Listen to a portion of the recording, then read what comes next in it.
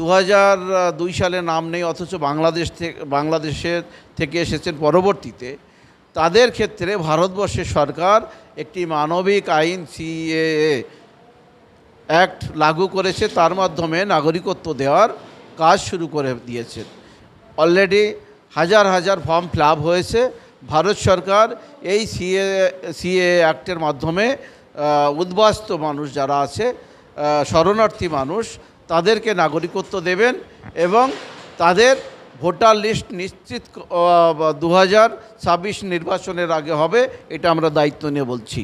অতএব আপনারা কেউ ভয় পাবেন না, শুধু একটু কষ্ট করে এই এসআইআরে সহযোগিতা করবেন এবং 2002 সালের যাদের নাম নেই, পরবর্তীতে এসেছেন, তারা বাংলাদেশ থেকে উদ্বাস্তু হয়ে বা শরণার্থী হয়ে তারা সিএতে অবশ্যই আপাতত অ্যাপ্লিকেশন করবেন।